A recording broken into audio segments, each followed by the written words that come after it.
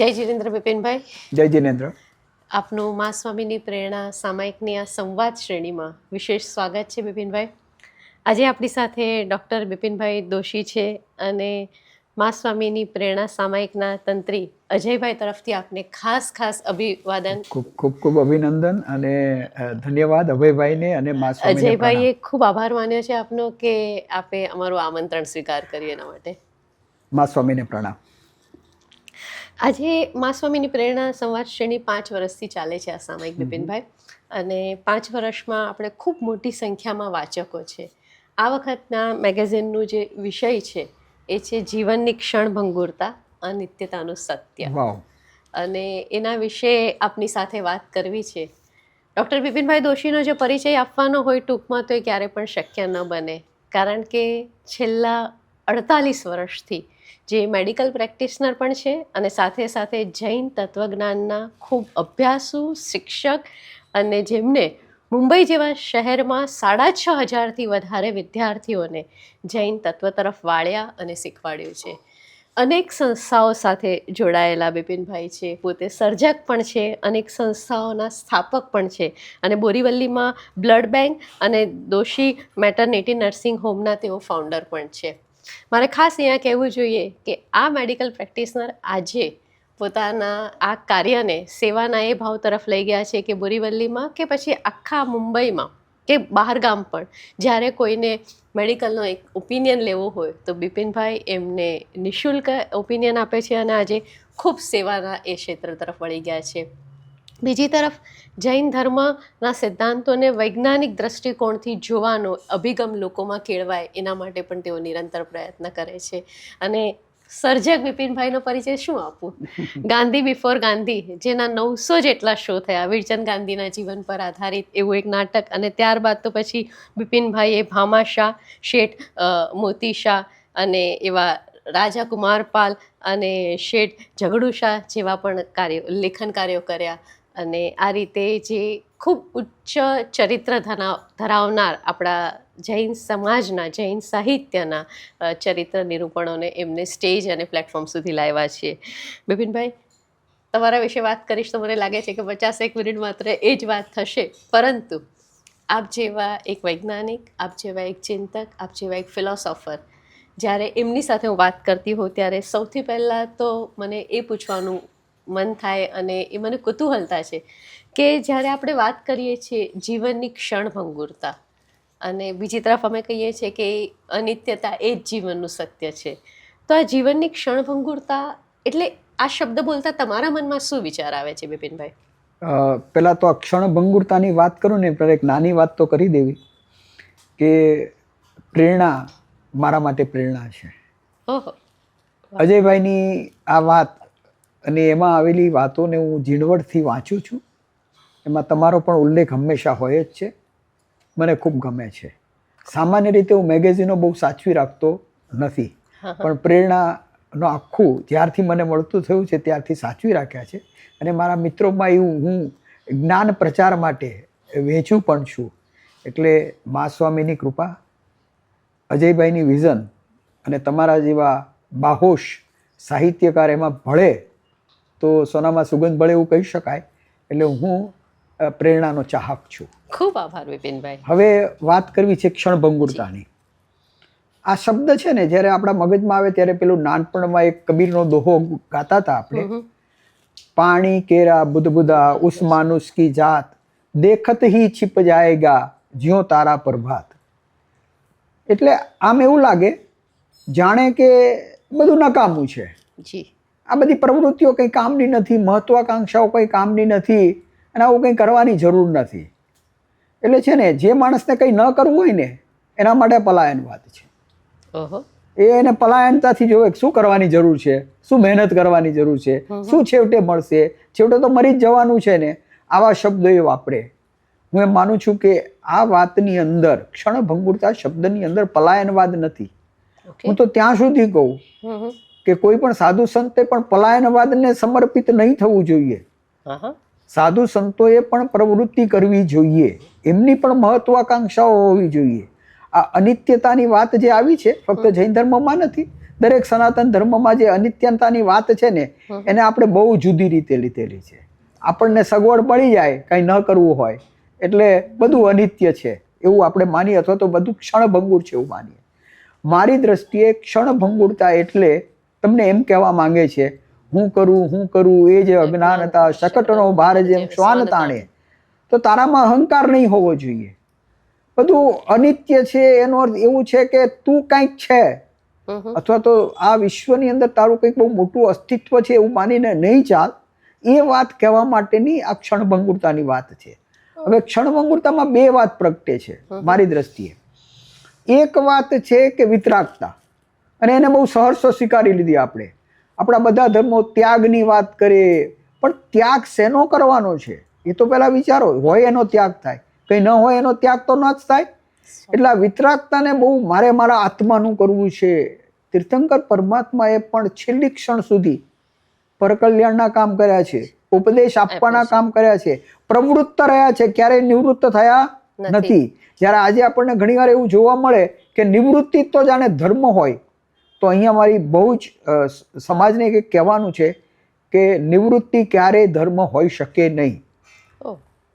આ બધી ક્ષણભંગુર છે. એવા વિચારમાં પલાયનવાદને ક્યારેય પોષવો નહીં. હું તો એમ માનું છું જ્યારે ક્ષણભંગુરતાની વાત આવે ત્યારે આપણને એમ કહેવું જોઈએ કે અરે તારી પાસે બહુ થોડો સમય છે, કરવું એટલું કરી લે અને જલ્દી કરી લે, એમાં સ્પીડ રાખ, કારણ કે સમય ઓછો છે. આપણને ભગવાને કોઈ આશય સાથે તો મોકલેલા છે, તો કંઈક તો આશય પૂરો કરવાનો ને. તો કે શું કરવાનું? સ્વકલ્યાણ અને પરકલ્યાણ. સ્વનું પણ કલ્યાણ કર, પરનું પણ કલ્યાણ કર. પલાયનવાદથી દૂર રહીને પ્રવૃત્તિમય રહી, વિતરાગતા નહીં પણ વીરતા પ્રગટ થાય, તો ક્ષણભંગુરતા એનો સાચો અર્થ માની શકાય. આજે જે પ્રવૃત્ત અર્થ છે ક્ષણભંગુરતાનો, હું એનો બિલકુલ વિરોધી છું. ક્ષણભંગુરતા તમને એટલું કહે છે, અહંકાર નહીં રાખતો, વીરતાપૂર્વક જોશથી જેટલો સમય મળ્યો છે એટલો સમય તું કામ કરી લે. દાખલા તરીકે આપણને કોઈ એમ કે તમારી સામે આઈસ્ક્રીમ રાખ્યો છે, આ પીગળી જશે, તો તમે જલ્દી ખાવાનો પ્રયત્ન કરો કે એને છોડી દો? જલ્દી ખાઈ લઈએ, બસ આટલી જ વાત છે ક્ષણભંગુરતાની. વાહ બિપિનભાઈ, તમે તો આખો અર્થ જ બદલાવી દીધો.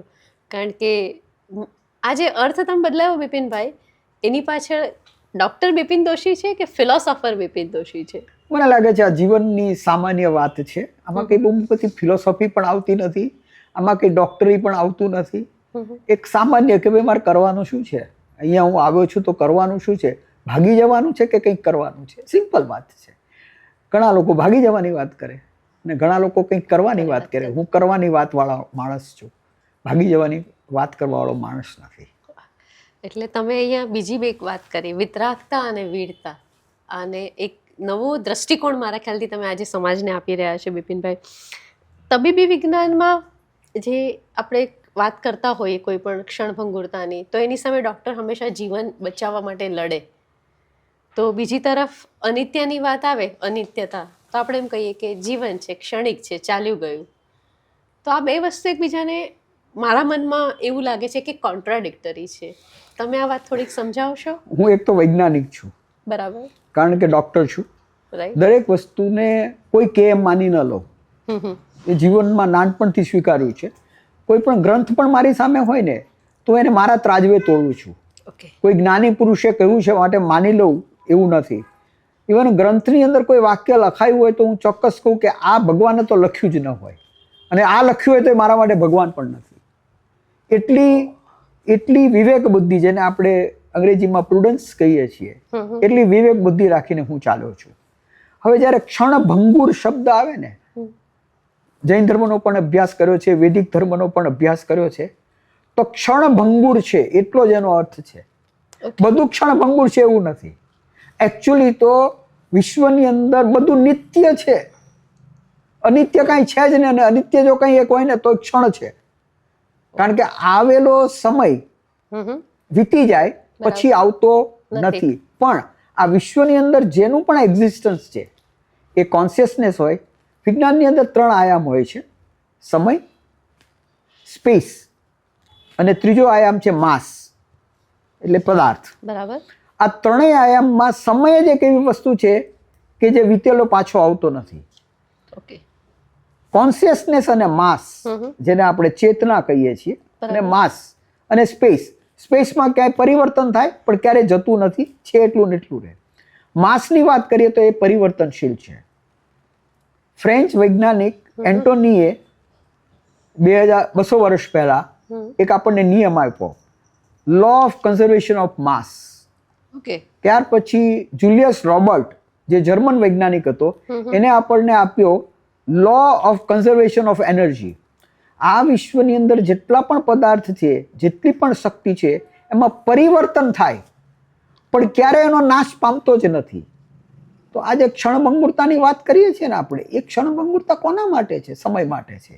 હવે આપણે આપણા જીવનની વાત કરીએ. આખું વિશ્વ છે ને પરિવર્તનશીલ છે. સેજલબેન, તમારા શરીરની અંદર 1 સેકન્ડની અંદર 5 થી 6 કરોડ સેલ બદલાઈ રહ્યા છે. તો તમે ગઈ સેકન્ડે હતા ને, આ સેકન્ડે નથી. આ વિશ્વ આખું પરિભ્રમણમાં છે. એ પણ ગઈ સેકન્ડે હતું, એ આ સેકન્ડે નથી. એની અંદર એટલા બધા ઉત્પાદ થઈ રહ્યા છે, પ્રત્યેક ક્ષણે થઈ રહ્યા છે. અને એનાથી વિશેષ એક સાદી વાત કરું તમને. આપણે અહીંયા બેઠા છીએ ને, એક ક્ષણ એટલે 1 સેકન્ડ ગણીએ આપણે. 1 સેકન્ડની અંદર આપણી પૃથ્વી આ વિશ્વની અંદર 600 કિલોમીટર દૂર જાય છે. હું તમારી જોડે વાત કરી રહ્યો છું ને, ત્યારે આપણે 1 સેકન્ડના 600 કિલોમીટરની સ્પીડે વિશ્વમાં ફરી રહ્યા છીએ. તો આ પરિવર્તનનો સ્વીકાર તો કરવો રહ્યો ને. બધું જ પરિવર્તનશીલ છે. આ પૃથ્વી પણ પરિવર્તનશીલ છે. 4 બિલિયન યર્સ પહેલા જન્મી એક બહુ જ આગનો મોટો ગોળો હતો. ઠંડી પડીને એ ઉજ્જડ થઈ જશે અને પછી એના ઉપર એટલી બધી ગરમી આવશે કે વરાળ થઈને ઉડી જશે. આ પૃથ્વીની વાત કરું છું. તો જો તમે આખી વાતને એમ સ્વીકાર કરો, જૈન ધર્મમાં બહુ સરસ વાત કરી છે, ઉપનેવા, વિઘ્નેવા, ધ્રુવેવા, એની પણ આપણે આગળ વાત કરીશું. તો કે જે વસ્તુ નિત્ય છે એનો સ્વીકાર કરો અને એમાં પરિવર્તન બહુ અગત્યનો ભાગ ભજવે છે એનો સ્વીકાર કરો. ગીતામાં આખી વાત પરિવર્તનની લીધેલી છે. જૈન ધર્મમાં આખી વાત પરિવર્તનની લીધેલી છે. આખી ભારતીય સંસ્કૃતિ પરિવર્તનને આ વિશ્વનો મુખ્ય પાયો ગણે છે. કારણ કે આપણને દેખાઈ રહ્યું છે ઘણું પરિવર્તન સ્પષ્ટ રીતે તરત ના દેખાય, એને સમય લાગે. મારા ધોળાવાળ જોતા તમને સમય લાગશે, એ પરિવર્તન તો છે જ. તો જ્યારે પરિવર્તનને એકવાર સ્વીકારતા થઈએ, અને એ પરિવર્તનની અંદર એક જ વસ્તુ છે કે જે ભંગુર છે અને ક્ષણ છે, બાકીનું બધું નિત્ય છે. એ વૈજ્ઞાનિક રીતે, ફિલોસોફિકલ દ્રષ્ટિએ હું સ્વીકારું છું. મારા માટે ફક્ત સમયનું માપ એવું છે કે જેનો મારે પૂરેપૂરો ઉપયોગ કરી લેવો.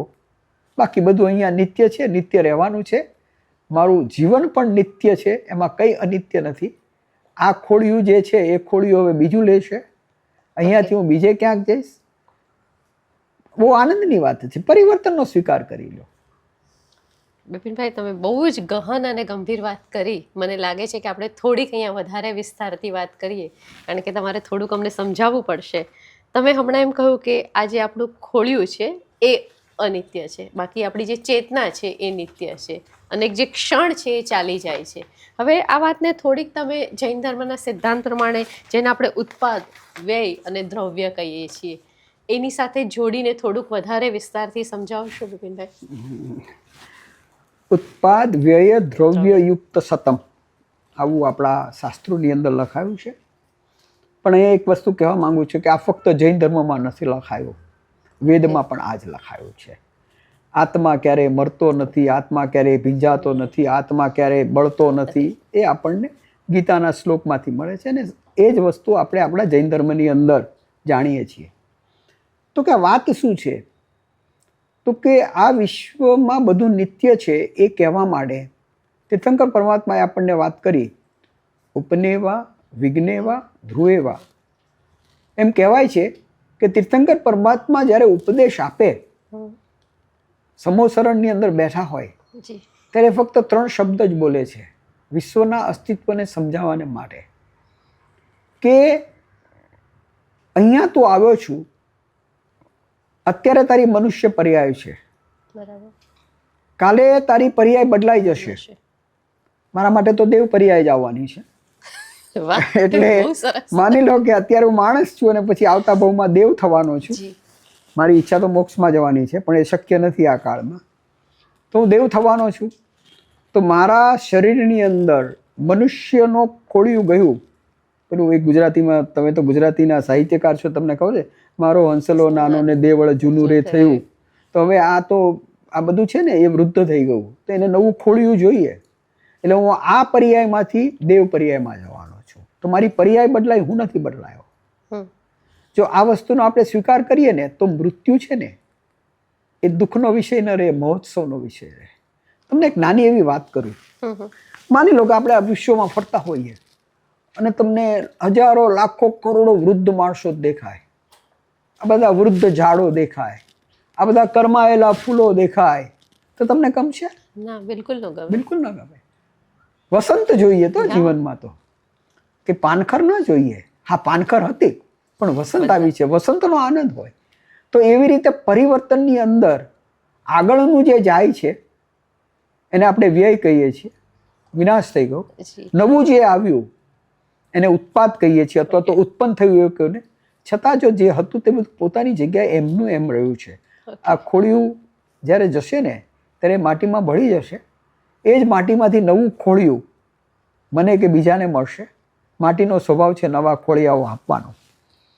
તો એક જ વસ્તુ છે કે આ જે વિચાર છે ઉત્પાદ વ્યય દ્રવ્ય યુક્તમ સતનો, એ આપણને બહુ સ્પષ્ટ રીતે સમજાવે છે કે ભાઈ સમજજે, આ નિયમ છે. આખું વિજ્ઞાન છે ને, એ જૈન ધર્મનું વિજ્ઞાન હોય કે વૈદિક વિજ્ઞાન હોય, એની અંદર એક બહુ સરસ વાત છે કે કુદરતના નિયમ પ્રમાણે ચાલે છે. અને કુદરતના નિયમનો સ્વીકાર કરવો, બહુ સરસ વાત કરી, વસ્તુ સહાવો ધમ્મો, વસ્તુના સ્વભાવનો સ્વીકાર કરવો એ ધર્મ છે. આટલી અદ્ભુત વ્યાખ્યા તો કોક જ ફિલોસોફર આપી શકે, અને એ તીર્થંકર પરમાત્માએ આપણને આપી છે. તો એ રીતે આપણે પરિવર્તનનો સ્વીકાર કરી લઈએ, સાથે સાથે નિત્યતાનો પણ સ્વીકાર કરી લઈએ, અને કાંઈ જતું નથી, બધું અહીંયાનું અહીંયા રહે છે. તો પછી છે ને જીવન બહુ હળવું થઈ જાય. અનંતની યાત્રાની મારે તૈયારી કરવાની છે. એ સરસ યાત્રા જ હશે. આપણે ક્યાંક સરસ જગ્યાએ જવાના હોઈએ તો આપણને કેટલો આનંદ થાય. તો આપણને ખબર છે કે આપણી મૃત્યુ કંઈ મૃત્યુ નથી, એ તો બીજા નવી જગ્યાએ સફર કરવાની એક તૈયારી છે. કારણ કે આ કુદરતનો નિયમ છે. કુદરતના નિયમને સ્વીકાર ન કરો તો તમે દુઃખી થાવ ને થાવ જ. મારે દુઃખી થવું નથી, મારે તો આનંદમાં રહેવું છે. જીવનની છેલ્લી ક્ષણ સુધી આનંદ, ફક્ત આનંદ. કુદરતની સાથે રહીને આનંદ, કુદરતના સર્જનો જોડે રહીને આનંદ. પછી એ પ્રાણી હોય, પ્લાન્ટ્સ હોય કે વ્યક્તિઓ હોય. આનંદ એ મારો સ્વભાવ છે. સચ્ચિદ આનંદ. હું સત છું, હું ચેતનામય છું, અને મારો આનંદ સ્વભાવ છે. તીર્થંકરે આ વાત કરી છે એ મેં આત્મસાત કરવાનો પ્રયત્ન કર્યો છે. બહુ સરસ વાત કરી વિપિનભાઈ તમે.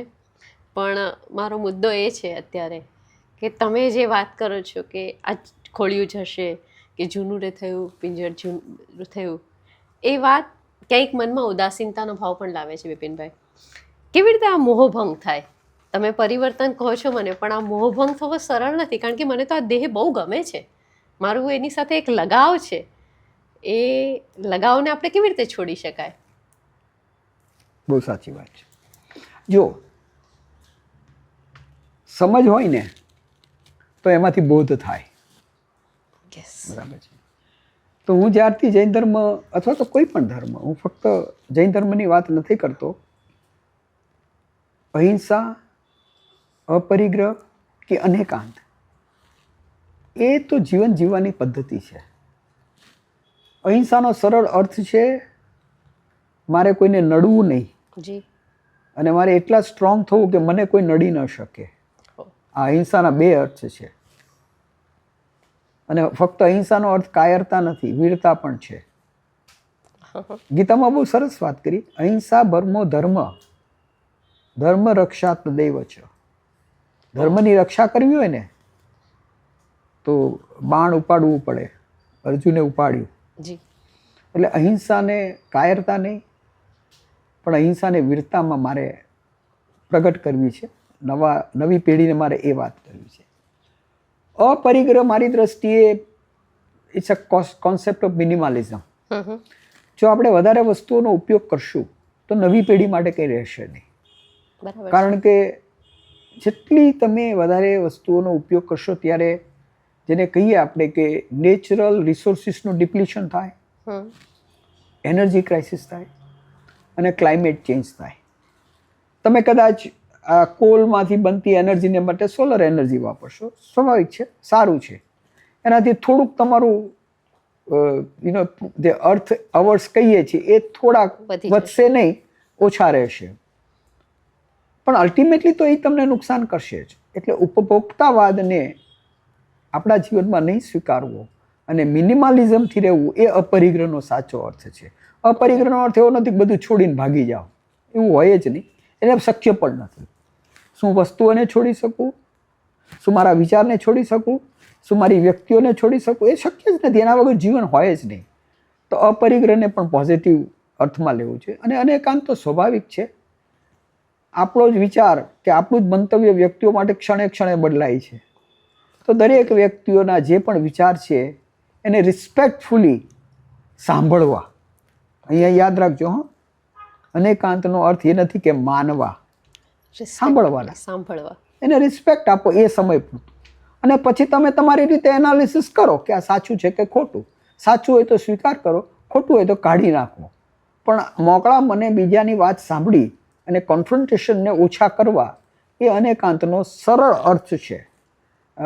અનેકાંત is a research methodology by which you try to understand lot of things from many people અને એનું પછી સિન્થેસિસ કરો તમારી રીતે, તમારી વિવેક બુદ્ધિથી, અને એમાંથી જે સારું લાગે એને એક્સેપ્ટ કરો.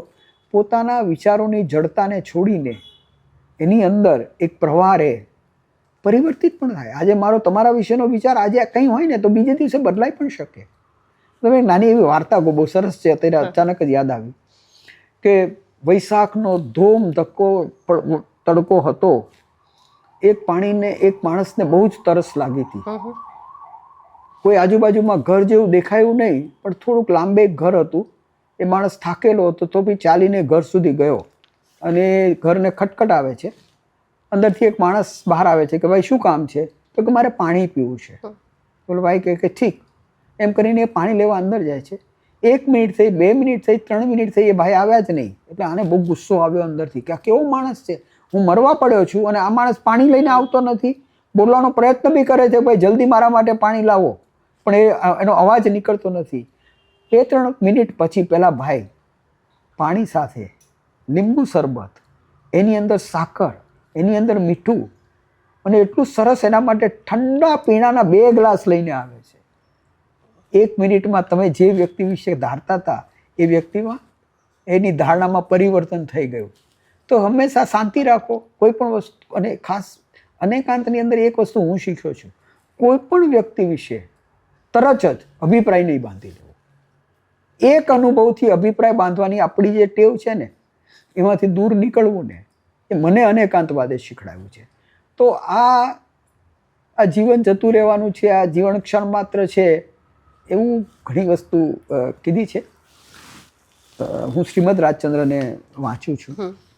એક મેં અત્યારે જ મેં જરા પરિવાર રિવાઇઝ કરવા માટે કર્યું, પણ એની પહેલાં મને એક મરીઝનો શેર બહુ યાદ આવે છે. મેં ઘણા વર્ષો પહેલાં વાંચેલો, એટલે ફરીવાર મેં શોધીને અહીંયા લખ્યો છે, કારણ કે મોઢે યાદ નથી રહેતો. અને મરીઝે બહુ સરસ કહ્યું છે, મને મરીઝ બહુ ગમે છે. શૂન્ય પાલનપુરી હોય, મરીઝ હોય કે પછી લેખકની અંદર કમા મુનશીના ઐતિહાસિક વાંચન હોય કે પછી રવ દેસાઈને વાંચવું, નર્મદને વાંચવું. તો આમ છે ને, ગુજરાતી ભાષાનો પ્રેમી રહ્યો છું, એટલે ગુજરાતી ભાષા ક્યાંક ને ક્યાંક મારા જીવનની અંદર વણાઈ જાય છે. તું માનવી માનવ થાતો ઘણું. હવે આના ઉપર તો આખા જીવનની ફિલોસોફી આપણી આવી જાય, આખો જૈન ધર્મ કહી શકીએ. તો મને મરીઝનો એક શેર બહુ યાદ આવે છે, મને એ જમાનામાં બહુ ગમતો હતો.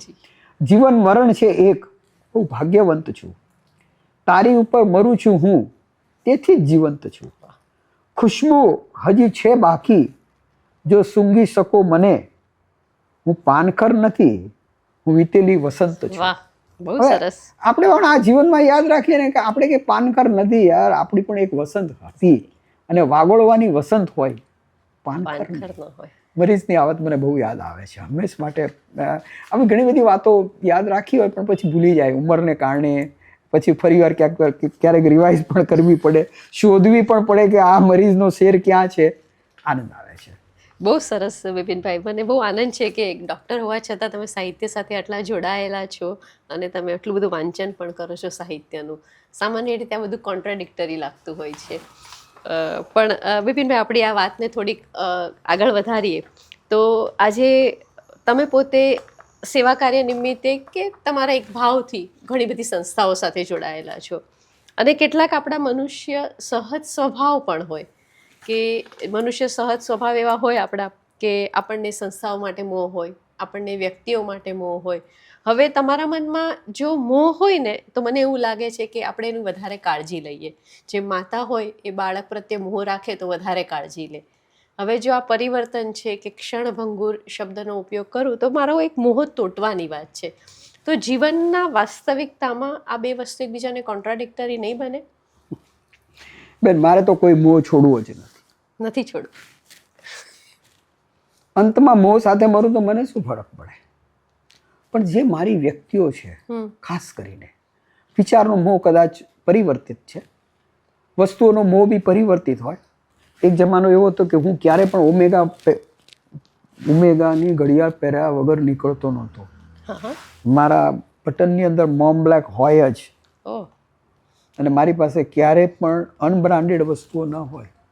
મોહ હતો, એક વસ્તુ હતો. એ વખતે આમ બતાવું બધાને, જો મેં મોમ બ્લેક પહેરી છે, મોબાઈલ મારા ખિસ્સામાં છે, કે મેં ઓમેગા પહેરી છે, કે મેં રોલેક્સ પહેરી છે. મોહ હતો. વસ્તુનો મોહ છૂટે, કારણ કે ઉંમર થાય એટલે એ વસ્તુ છૂટે. વિચારોનો મોહ પરિવર્તિત છે. પણ વ્યક્તિનો મોહ છોડવાની હું ક્યારે વાત જ નથી કરતો.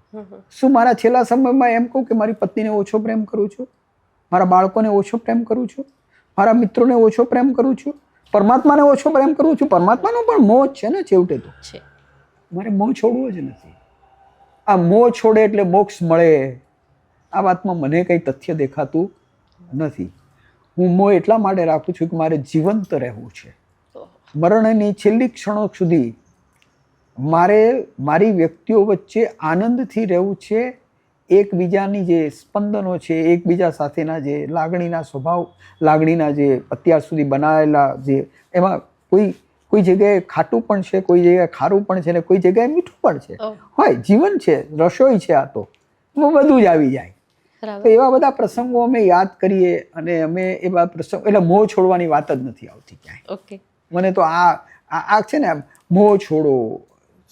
અરે જે લોકો મોહ છોડવાની વાત કરે છે એને કેટલો મોહ છે એ તો તમે જુઓ, ત્યારે તમને એમ લાગશે કે આ બધી વાતો છે. મારે કોઈ મોહ છોડવો નથી.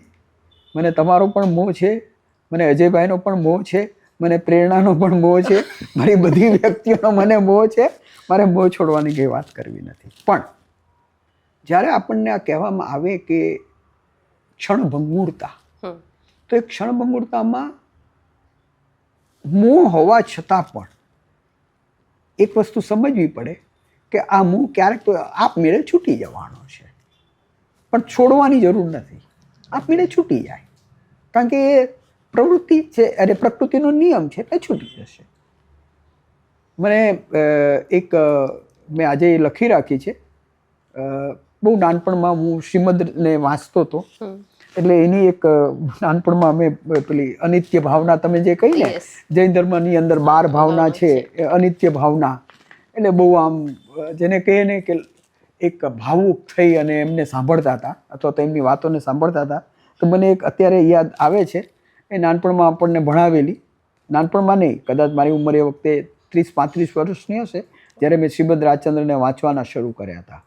એટલે પેલું એની અનિત્ય ભાવનાની અંદર એને પહેલી વાત લખી છે, વિદ્યુત લક્ષ્મી. એટલે લક્ષ્મી વીજળી જેવી છે, ક્યારે અદ્રશ્ય થઈ શકે એ ખબર નથી. પ્રભુતા પતંગા, પ્રભુતા તમારો અધિકાર, તમારી સત્તા, એ પણ પતંગા જેવી છે. પતંગના રંગો જેવી છે, એ રંગ ક્યારે ઉડી જશે તે ખબર નથી. આયુષ્ય તે તો જલના તરંગા. આપણું આયુષ્ય છે ને, એ પેલા પાણી કેરા બુદબુદા જેવું જે વાત છે, એ જ વાત અહીંયા શ્રીમદ રાજચંદ્ર આપણને રિપીટ કરે છે. અને પછી આગળ લખે છે, પુરંદરી આપ અનંગ રંગ.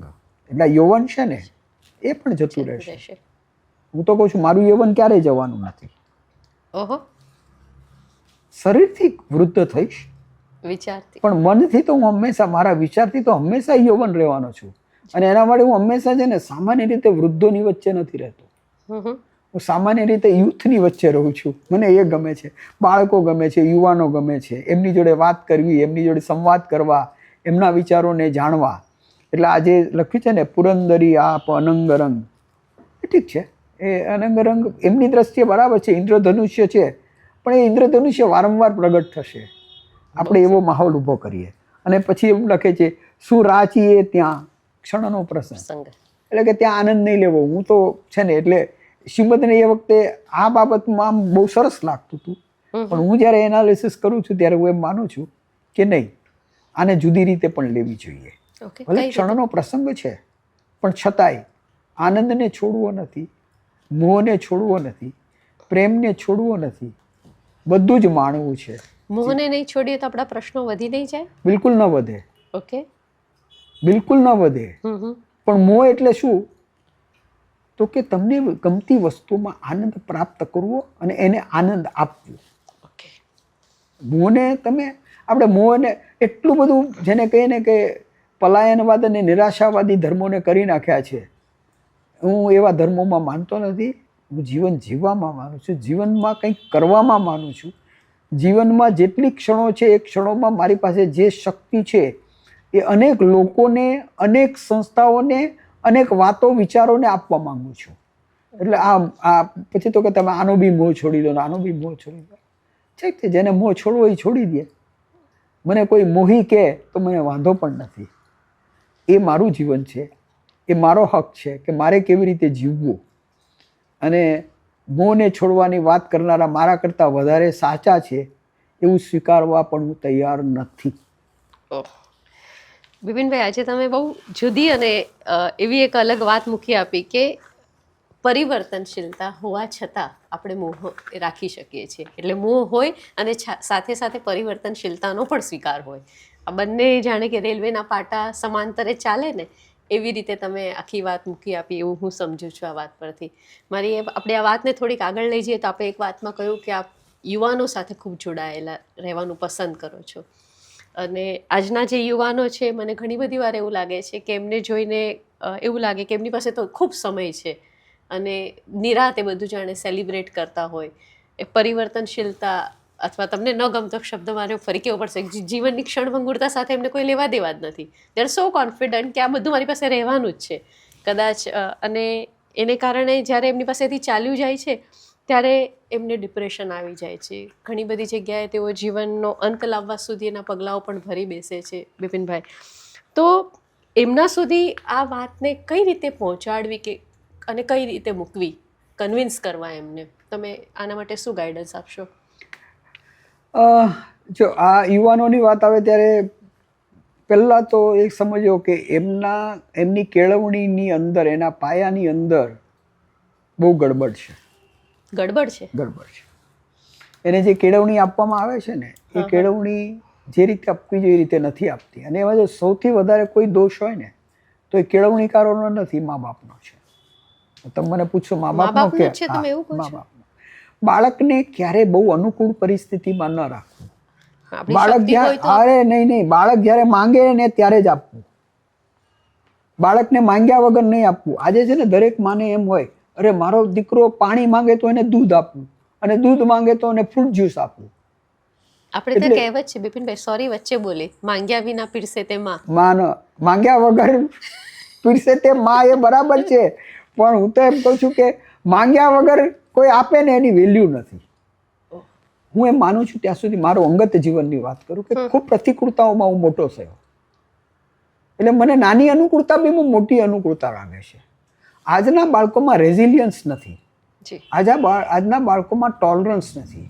આજના બાળકોમાં સહન શક્તિ નથી. એનું કારણ છે ને આપણે એને વધારે પડતું આપવાનો પ્રયત્ન કરી રહ્યા છીએ. હવે તમે બહુ સરસ વાત કરી.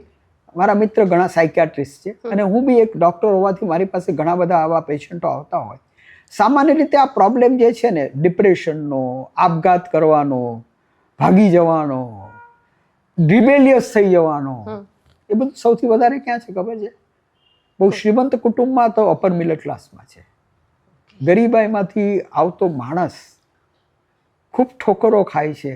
આ શ્રીમંત માણસ જે ઠોકર ખાય છે, કે શ્રીમંત માણસનો દીકરો જે ઠોકર ખાય છે ને, એના કરતાં 1000 ગણી ઠોકર એ ખાય છે, પણ એ ક્યારે આત્મહત્યા કરતો નથી. એ ઝૂંપડામાં રહીને પણ આનંદભર્યું જીવન ગાળે છે.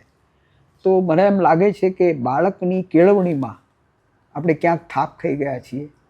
એને પ્રતિકૂળતા સામે લડવું જોઈએ. એ બોલવાથી ન થાય, એને પ્રતિકૂળ પરિસ્થિતિમાં મૂકવો તો એ શીખે. નાનપણમાં હું જેવી રીતે મોટો થયો, ઘણા બધા માન કરતા અપમાનો સહન કર્યા. ભણવા માટે કોઈની સામે હાથ લાંબો કરવો પડે તો કોઈ માનથી આપે, કોઈ અપમાનથી આપે, તો અપમાનો સહન કર્યા. તો આજે કોઈ નાનું મોટું મારું અપમાન કરે તો હું એને કંઈ બહુ ગણકારતો નથી. નોટ દેટ કે I don't want to do it, મારા સ્વભાવમાં છે કે અપમાન તો થાય જીવનમાં. એમાં શું મોટી વાત છે? એને બહુ મગજમાં શું નહીં લેવાનું. ભલે હું ગમે તેવો મોટો માણસ હોય ને ગમે તેવો નાનો માણસ મારું અપમાન કરી જાય, કાંઈ નહીં, કારણ કે એ સ્વભાવ પડી ગયો. તો આજના બાળકને, આજના મા બાપ પ્રતિકૂળ પરિસ્થિતિમાં રાખવાનો જો પ્રયત્ન કરે, હું એમ નથી કહેતો બહુ પ્રતિકૂળ પરિસ્થિતિમાં, પણ એને બહુ સાનુકૂળતા નહીં આપો, એને બહુ જ નહીં આપો. એ મોટો થશે, કદાચ એમ પણ કહેશે કે મારા મા બાપે કંઈ નથી આપ્યું, અથવા તો મારા મા બાપે ઓછું આપ્યું છે, કાંઈ વાંધો નહીં, એને એવું બોલવા દો, પણ એનું જીવનનું ઘડતર એનાથી થશે. મને લાગે છે પાયાની કેળવણીમાં આપણે બહુ જ ચેન્જીસ કરવાની જરૂર છે. અને એ જો ચેન્જીસ થઈ જશે તો બાળક એવું ઘડાશે, યુવાન એવો બનશે કે જે ક્યારેય આત્મહત્યાની વાત નહીં કરે. બાકી તો જો ટેકનોલોજી બદલાઈ છે, સમાજના સમીકરણો બદલાયા છે, લગ્ન એક પ્રથા છે અને બહુ સારી પ્રથા છે એવું તો હું માનીએ છીએ, પણ કદાચ 100 વર્ષ પછી એમ કહેવામાં આવશે કે તમને ખબર છે લગ્ન નામની પ્રથા હતી અને ત્યાં 2 વ્યક્તિઓ વર્ષો સુધી સાથે જ રહેતા હતા, જીવન પર્યંત સાથે રહેતા હતા. આપણે જેમ સતી પ્રથા વિશે અત્યારે બોલીએ છીએ, એટલે કદાચ 100 વર્ષ પછી સામાજિક પરિવર્તન એવું પણ આવી શકે કે લગ્ન પ્રથા સતી પ્રથા જેવી ખરાબ પ્રથા હતી એવું કહેવામાં આવે. પરિવર્તન છે, ટેકનોલોજીમાં પરિવર્તન થયું, સમાજમાં પરિવર્તન થશે, તો એ પરિવર્તનને તમારે સ્વીકારવું પડશે. આજે કદાચ મારા ફેમિલીમાંથી કોઈ, મારા અંગત જીવનમાંથી કોઈ મને કદાચ એમ કે ભાઈ આને લગ્ન નથી કરવા, લગ્ન મોડા કરવા છે, એને બાળકો નથી જોતા, અથવા તો કોઈ એમ પણ કે મારે તો ફક્ત લિવ ઇન રિલેશનશીપમાં રહેવું છે, મારે કોન્ટ્રાક્ટ મેરેજ કરવા છે, તો કદાચ આપણા સંસ્કાર અને આપણું ઉછેર એ નથી એટલે આપણને કદાચ ન ગમે, પણ એ તો પરિવર્તન છે, એને સ્વીકારવું જ રહ્યું. આપણે એનો અસ્વીકાર કરીને આપણે જો પકડી રાખશું ને એને, તો એનાથી આપણે દુઃખી થશું. સમાજ ક્યારેય પરિવર્તનને છોડશે નહીં. એમાં જે પરિવર્તન આવવાનું છે તે ચાલુ જ રહેશે.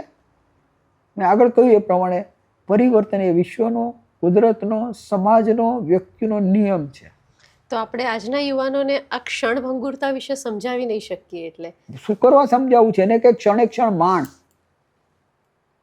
ક્ષણભંગુરતાથી એને મહત્વાકાંક્ષા તોડી દેવી છે તમારે. એને જીવનમાં જે કંઈ કરવું છે, ઓછું કરવું છે ને. આપણે બહુ એક પ્રકારે કે હિપોક્રેસીમાં જીવીએ છીએ. બીજાને ક્ષણભંગુરતાની વાત કરી, પોતાના છોકરાને ક્ષણભંગુરતાની વાત નથી કરતા ને.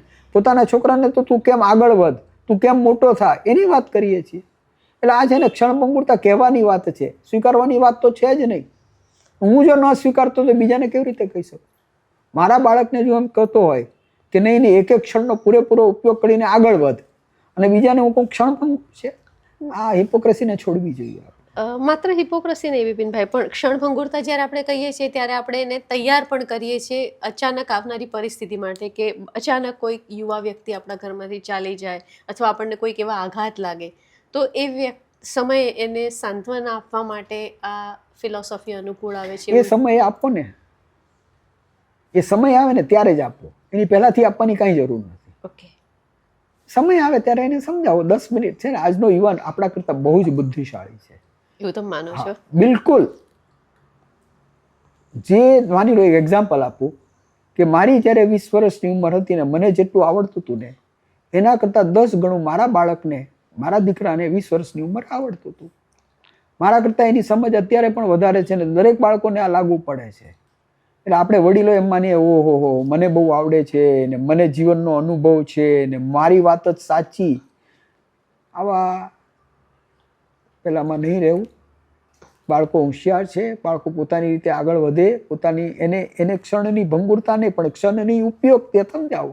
હવે થાય આવું તો પ્રસંગ બને જીવનમાં, અચાનક કોઈનું મૃત્યુ થાય, અચાનક તમને તમારી જે ગમતી વસ્તુ તે જતી રહે, એ તો તમે ભણાવી હોય કે ન ભણાવી હોય એનો શોક કે આઘાત તો લાગવાનો જ છે.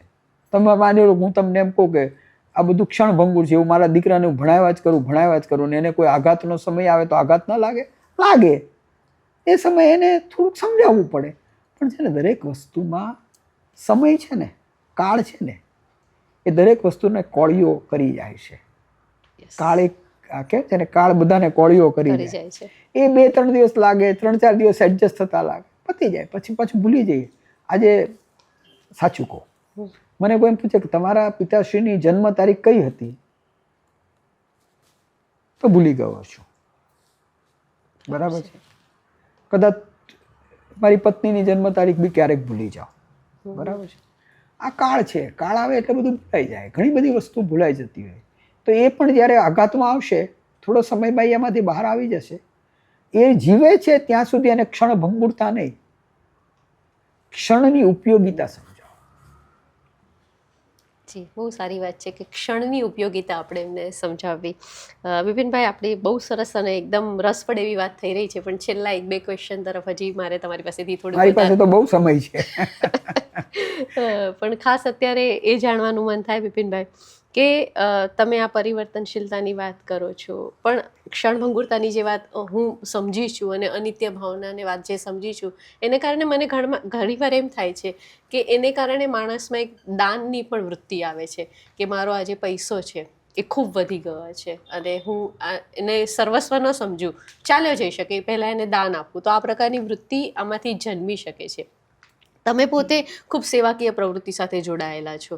તમે અને ડૉક્ટર રન્નાબેન બંને આજે ડૉક્ટરી પ્રેક્ટિસ તો કરો છો, પણ સાથે સમાજ અને સેવાનું પણ ખૂબ બધું કાર્ય કરો છો. તો ક્યાંક આ અનિત્ય ભાવનાએ તમને આ સેવા તરફ બંનેને વાળ્યા એવું ખરું? હું નથી માનતો એવું. જી, અનિત્ય છે માટે મારે દાન કરવું જોઈએ એવું બિલકુલ હું માનતો નથી. એવું કેળવાય, એવું કેળવાય એવું પણ નથી માનતો. ઓકે. મને છે ને જીવનમાં બાળકની ટ્રેનિંગની વાત છે. અહીંયા મારા બાળકને મેં એક સરસ ટ્રેનિંગ આપેલી છે અને લાઈફ ટાઈમમાં યાદ રાખે છે અને એના ઘરમાં આ એને લગાવેલું છે. 3 શબ્દોનો ઉપયોગ કરું છું હું: learn, earn and return. Learn, earn and return. Learning is life time. Never think કે હું ગ્રેજ્યુએટ થઈ ગયો, પોસ્ટ ગ્રેજ્યુએટ થઈ ગયો, મારું લર્નિંગ પૂરું થયું. Learning is a life time process. And learning not only from your books. એક વ્યક્તિ યુનિવર્સિટી છે મારી દૃષ્ટિએ તો. અને હું હંમેશા કહું તમે કઈ યુનિવર્સિટીમાં ભણ્યા, એટલે હું તો ઘણા નામ આપું. દિલીપ યુનિવર્સિટી, કદાચ એમ પણ કહી શકું કે સેજલ યુનિવર્સિટી, કે કદાચ એમ પણ કહી શકું કે અજય યુનિવર્સિટી. આ બધી યુનિવર્સિટીઝ છે. તમે એમાંથી કન્ટિન્યુઅસ શીખવાનું ચાલુ રાખો. ક્યારેય એમ ન માનો કે હું આની પાસેથી કંઈ નહીં શીખી શકું. મારો ડ્રાઈવર હોય ને એ પણ મને કંઈક શીખવી જાય છે. મારા ઘરમાં જે 50 વર્ષથી કામ કરી રહ્યો મહાદેવ છે ને, એ પણ મને કંઈક શીખવી જાય છે. જીવનની પ્રત્યેક ક્ષણ વિતે આ જે અત્યારે મારું લઈ રહ્યા છે ને, એ કેટલા શાંત બેઠા છે, કેટલા કોન્સન્ટ્રેશનથી અને કેટલા આમ બહુ જેને કહે ને એક એકાગ્રતાથી આપણી વસ્તુને કેચ કરી રહ્યા છે. તો મને અત્યારે એમ લાગે છે કે આ 20-25 મિનિટથી આ લોકો કેટલી એકાગ્રતા રાખે છે. તો મને એકાગ્રતા શીખી લીધી મેં એની પાસેથી. તો જીવનની પ્રત્યેક ક્ષણ શીખવા માટેની હોય છે, માટે શીખવું. Learning is a continuous process. Earning, હવે આ છે ને બહુ કોન્ટ્રાવર્શિયલ છે, પણ આઈ વુડ ઓલવેઝ સે કે અર્નિંગ ક્યારે બંધ નહીં કરવું, પણ શાને માટે હું કમાઉં છું એનો વિચાર કરો. જો મને ઘણીવાર મારી પાસે યુવાન આવે અને એમ કે સર મારે આ કરવું છે, મારે તે કરવું છે, તો હું એને કહું કે તારે મુકેશ અંબાણી થવું છે? તો કે હા. ગૌતમ અદાણી થવું છે? તો કે હા. બિલ ગેટ્સ થવું છે? તો કે હા. પણ પછી તું શું કરીશ? તો મુકેશ અંબાણી થઈ ગયા પછી શું કરીશ? તો ગૌતમ અદાણી થયા પછી શું કરીશ? તો જેમ કોઈ પણ વસ્તુ આપણે લાવીએ તો એનો ઉપયોગ શું કરવાનો છે એ પહેલેથી આપણે, ફ્રીજ લાવ્યા તો એમાં શું ઉપયોગ કરીએ આપણે સરસ મજાનું ટીવી લાવ્યા તો એનો ઉપયોગ કેવી રીતે કરીશું? દરેક વસ્તુની ઉપયોગિતા. તો હંમેશા વિચાર કરજે તારી પાસે પૈસા આવે તો એનો ઉપયોગ શું કરીશ? આ કેળવણી આપણે આપતા નથી. એને કમાવાની કેળવણી આપીએ છીએ, પણ કમાયા પછી એની પાસે જે શક્તિ સંપત્તિ જે છે એનો ઉપયોગ કેવી રીતે કરવો એ શીખવતા નથી. એટલે learn earn as much as you can, એમાં કોઈ અને અનિત્યતાથી આપણે જે જૈન ધર્મમાં કહી છે કે ન્યાય સંપન્ન વૈભવને પ્રાપ્ત કર, ન્યાયથી પ્રાપ્ત કર, અહિંસાપૂર્વક પ્રાપ્ત કર અને એનો સારો ઉપયોગ કર. એટલે છોડવાની કાંઈ વાત આવતી જ નથી, છોડવું પણ નહીં. જીવનના અંત સુધીમાં એક વ્યવહારથી આપણે એક વ્યવસ્થા કરી રાખવી કે મારા પછી મારી વસ્તુનું કોણ, એ વ્યવસ્થા છે, પણ છોડવાની વાત આવતી નથી. એક હવે ત્રીજો શબ્દ છે રિટર્ન. ક્યારે રિટર્ન કરવાનું? તો સામાન્ય રીતે આપણા મનમાં એવું હોય, હું ભણું, પછી મારું ઘર, પછી મારો વ્યવહાર, પછી મારો વેપાર. હા, હવે ચાલો વિચાર કરીએ આપણે કોને શું આપવું છે. આ માન્યતા બિલકુલ અને બિલકુલ ભ્રામક છે. રિટર્ન બાળકને રાઇટ ફ્રોમ હિઝ ઓર હર ચાઇલ્ડહુડથી શીખવવું જોઈએ. તમે તમારા બાળકને એક એની બર્થડે હોય એટલે કેક કાપો છો, ઇઝ અ મેટર, મને એની સામે વાંધો નથી. આ બાળકોને ભેગા કરીને 1000, 5000, 10,000 તમારી શક્તિ પ્રમાણે ખર્ચો છો, એની સામે પણ વાંધો નથી. પણ તમારા બાળકને એ દિવસે એક હોસ્પિટલમાં લઈ જાઓ અને ફક્ત 2-5 ડઝન કેળા ગરીબ પેશન્ટોને આપો. તમારા બાળકને ઝૂંપડપટ્ટીમાં લઈ જાઓ. મારા બાળકને હંમેશા મેં એક અનુભવ કર્યો હતો કે શું લઈ જવું ઝૂંપડપટ્ટીમાં? ટોવેલ્સ લઈ જાઓ, દરેક ઘરને કામ લાગે. 100 ઘર હોય તો 100 ટોવેલ આપો. આજે સામાન્ય ટોવેલની કિંમત છે ને સેજલબેન, 100 રૂપિયા હોય. તમે 100 ટોવેલ આપો ને તો 10,000 રૂપિયાનો ખર્ચો થાય. શ્રીમંત માણસ માટે તો બહુ નાની રકમ છે. હું રકમની વાત નથી કરતો. તમારા બાળકને 100 વ્યક્તિઓને આપતા તમે શીખવ્યું એટલે રિટર્ન જે છે ને તમારી શક્તિ પ્રમાણે 5 રૂપિયાની વસ્તુ આપો કે 10 રૂપિયાની વસ્તુ આપો, તમારા બાળકને નાનપણથી જ રિટર્ન સમાજને આપવું જોઈએ એ શિખામણ આપો, તો પછી આ મોહ છોડવાની ને ક્ષણભંગુરતાની વાત જ ક્યારે ન આવે. મેં જીવનમાં એ અનુભવ્યું છે, એટલું જ નહીં પ્રેક્ટિસમાં પણ મૂક્યું છે. મારા જ્યાં પણ હું જાઉં ત્યારે નાનો હું તો પ્રસાદ કહું છું એને, બહુ સરળ વાત કહું. આપણે રિક્ષામાં સામાન્ય રીતે હું ગાડી વાપરતો પણ ઘણીવાર રિક્ષાનો પણ પ્રયોગ કરું. 26 રૂપિયા થાય. અહીંયા નાના શોર્ટ ડિસ્ટન્સમાં રિક્ષાનો ઉપયોગ કરવો પડે, ઘણીવાર ગાડી કાઢો ને નાખો ને એના બદલે તો રિક્ષાનો ઉપયોગ કરું છું. 26 રૂપિયા થાય. પણ સામાન્ય રીતે મારો નિયમ છે કે એને 30 રૂપિયા આપવા. એની પાસે 4 રૂપિયા છૂટા હોય ન હોય, એ મારી પાસે માંગે, હું એની પાસે માંગું. હવે આવી રીતે તમે મહિનામાં 20-25 વાર રિક્ષાનો ઉપયોગ કરતા હોય ને 4 રૂપિયાનું દાન નથી. એક માણસ છે બિચારો કામ કરે છે, તો એના માટે આપણે છૂટા પૈસા ન લીધા તો શું ફરક પડી જવાનો છે આપણને? તો આ છે ને સ્વભાવમાં લાવો દરેક વાતને. નાનો આવો સ્વભાવ કેળવાય. તમારા છોકરાને પણ આ કેળવો કે બેટા 4 રૂપિયા પાછા લેવાની જરૂર નથી. So right, is poor man શબ્દ નથી વાપરતો, પણ આપણા 4 રૂપિયા કદાચ એના બાળક માટે કંઈક નાની મોટી વસ્તુ લઈ આવશે, બસ. તો પછી આ ક્ષણભંગુરતા અને મોહ છોડવાની વાત આવતી જ નથી. This training is not given to our youth. અને મને આ 3 શબ્દો આમ તો ઘણા લોકોએ વાપરેલા છે, પણ ખાસ કરીને મોતીલાલજી અમને એકવાર વાત કરી રહ્યા હતા ત્યારે એને આ 3 શબ્દો વાપર્યા અને મને પણ પછી યાદ આવ્યું કે આ 3 શબ્દોનો મેં પણ ભૂતકાળમાં ક્યારેક ઉપયોગ કર્યો છે. ત્યારે કદાચ એને સાદી સમજથી કહેતો હતો. આજે હું બહુ વિસ્તારપૂર્વક એક આખું લેક્ચર લઉં છું ખાલી આ જ વિષય ઉપર. Learn, earn and return. વાહ વિપિનભાઈ, બહુ સરસ. અને હવે મારો છેલ્લો પ્રશ્ન છે વિપિનભાઈ. બિપિનભાઈને, ડૉક્ટર બિપિન દોશીને શિક્ષક બિપિનભાઈ જે જૈન ધર્મનું જ્ઞાન આપે છે એ વધારે ગમે છે કે વૈજ્ઞાનિક બિપિન દોશી વધારે ગમે છે? સમયને માન છે. યુનિવર્સિટીમાં ભણાવતો હોય ત્યારે મને શિક્ષક થવું ગમે છે. ઓકે. હું જ્યારે મારા કોઈ પેશન્ટને જોતો હોય, ઓપરેશનની વાત હોય, નવું શું થઈ રહ્યું છે. ગઈકાલે જ એક વ્યક્તિ મારી પાસે આવેલી અને એને પાર્કિન્સોનિઝમ છે. હવે મને ખબર છે પાર્કિન્સોનિઝમમાં અમે સામાન્ય રીતે શું કરતા હોઈએ, પણ મેં કીધું નહીં, મને થોડો સમય આપ. અને પાર્કિન્સોનિઝમમાં જે નવું આવી રહ્યું છે એ મેં વાંચ્યું. એ વાંચીને મારા જે ન્યુરોલોજીસ્ટ મિત્ર છે એને ફોન કર્યા એમાંથી થોડુંક વધારે જાણવાનો પ્રયત્ન કર્યો અને પછી મેં પેશન્ટને કહ્યું તું કાલે આવજે, અને પછી મેં એને બીજે દિવસે બોલાવ્યા અને મેં સલાહ આપી. તો ત્યારે હું શિક્ષક નથી, ત્યારે હું વિદ્યાર્થી છું, ત્યારે હું ડૉક્ટર પણ નથી. ત્યારે હું સહજતાથી કોઈને સારું કરવા માટે મારે જે એફર્ટ્સ કરવા જોઈએ એફર્ટ્સ કરવાની વાત કરું છું. તો આમાં ધર્મ પણ આવે છે, આમાં શિક્ષા પણ આવે છે, આમાં વિજ્ઞાન પણ આવે છે. એટલે છે ને બિપિન દોશી આ છે એવું નથી. એવું સ્ટેમ્પિંગ મને ગમતું નથી. કદાચ તમને એક વાત કહું કે હું જૈન છું, વિશ્વભરમાં જૈન ધર્મ ભણાવું છું, પણ મને કોઈ એમ કહે ને કે બિપિનભાઈ જૈન સ્કોલર છે તો મને નથી ગમતું. હું એક વિચારક છું, ત્યાં સુધીની જ વાત મને ગમશે. મને કોઈ એક સ્ટેમ્પિંગ કરી આપે કે આ ડૉક્ટર. ઘણી વાર તમે કહ્યું ને કે તમે ડૉક્ટર હોવા છતાં, એટલે મને ઘણી વાર એમ થાય કે કેળવણી અને સાહિત્ય શું કે તમારો ઇજારો છે? ડૉક્ટર કંઈ સાહિત્ય ન વાંચી શકે?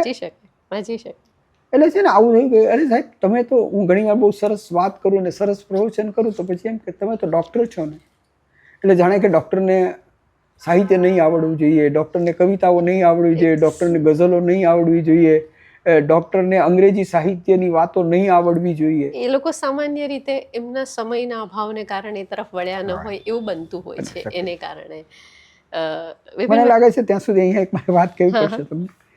મને લાગે છે કે જ્યારે મારો ગ્રોથ થતો હશે ને ત્યારે મને, મારા એક કાકા હતા, ડૉક્ટર હતા ગામની અંદર, અને એમ કહેવાયું કે આપણા કુટુંબમાં પહેલા ડૉક્ટર છે. તો મને પણ ડૉક્ટર થવાની ઈચ્છા થઈ. હોશિયાર તો હતો જ, એટલે ડૉક્ટર થઈ ગયો. પણ સાથે સાથે મેં ક્યારેય પણ વાંચનને છોડ્યું નથી, ફિલોસોફીને છોડી નથી, સાહિત્યને છોડ્યું નથી. એટલે આ પ્રવાહની સાથે એ પ્રવાહ સાથે રહ્યો. અમુક મારે એમ લાગ્યું કે હવે બધું એસ્ટાબ્લિશ છે, છોકરા પોતાની રીતે કમાય છે, મારે પણ કંઈ કમાવાની જરૂર નથી, ભગવાને ઇનફ આપેલું છે.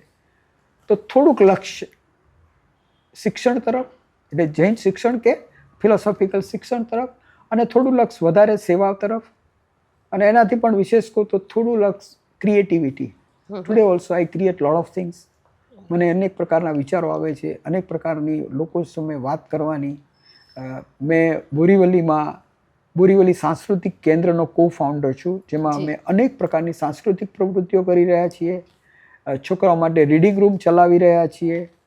ત્યારબાદ મંડપેશ્વર સિવિલ ફેડરેશન જેવી સંસ્થા, બોરીવલી મેડિકલ બ્રધરહુડ જેવી સંસ્થા, વિરાયતન જેવી સંસ્થા, અને ખાસ કરીને જીતો જેવી સંસ્થામાં પણ શક્ય એટલું યોગદાન આપવાનો પ્રયત્ન કરું છું. કારણ કે હવે મારી પાસે વિચાર છે, મારી પાસે સમય છે, અને સાથે સાથે કહું કે મારી આજુબાજુ એવા મિત્રો છે કે જેની તમે કલ્પના ન કરી શકો.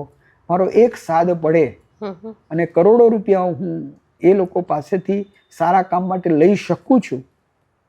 હમણાં જ મારે આ તો એક અંગત વાત છે, પણ એક મારો પ્રયોજન છે લેડીઝ હોસ્ટેલ બનાવવાનું, જે લગભગ 100 કરોડનો ખર્ચ છે, અને મિત્રો પાસે ફક્ત સરળતાથી ગયો છું, અને 50-60 કરોડ તો આમ જ કોઈ જાતને મહેનત કર્યા વગર આવી ગયા છે એવું હું માનું છું. તો એ સમાજને આપવા માટે, હું ઘણી વાર કહું છું, બહુ મસ્કરીમાં કહું છું કે સારા કામ માટે કોઈની પાસે પૈસા માંગવામાં શરમ નહીં રાખવી. બરાબર. અજયભાઈને ખબર છે, અને અજયભાઈ હંમેશા મારા કામની અંદર સહકાર આપી રહ્યા છે. તો આવા ઘણા બધા વ્યક્તિઓ છે કે જે મને સહકાર આપી રહ્યા છે. તો એનો આનંદ છે કંઈક કરવાનો. જો જીવનમાં તમે કેટલી સંપત્તિ મૂકી ગયા એ કોઈ યાદ નથી રાખતું, અથવા તો તમે પોતે પણ યાદ નહીં રાખો. મને શું ફરક પડે મારી પાસે X કરોડ છે કે Y કરોડ છે? પણ આજે હું મારા જીવનને વાગોળું ને ત્યારે મને એમ થાય કે મેં કર્યું શું. તો બાળપણથી લઈને અત્યાર સુધીમાં જે નવું નિર્માણ કર્યું છે, અને એમાં બી મી ટુ પ્રોડક્ટ નથી કર્યા મેં, કંઈક નવું જ કે જે કોઈએ નથી કર્યું. જેમ તમે કહ્યું એ પ્રમાણે જૈન ધર્મના અનેક કેરેક્ટર્સ ઉપરના નાટકો તૈયાર કર્યા, જૈન ધર્મનો સિલેબસ બનાવીને જૈન ધર્મ ભણાવવાની શરૂઆત કરી. એટલે તેમ અહીંયા લોકલી જે અમારું બ્રધરહુડ છે, એજ્યુકેશન સોસાયટી છે, બ્લડ બેંક છે. હું બ્લડ બેંકની વાત કરું, એ વખતે મારા વાઇફ ગાયનેકોલોજીસ્ટ છે, ઓબ્સ્ટેટ્રિશિયન છે, અને તમને ખબર છે ઓબ્સ્ટેટ્રિશિયનમાં ક્યારેક બ્લડ એટલું બધું જાય કે તમે એને બચાવી શકતા નથી.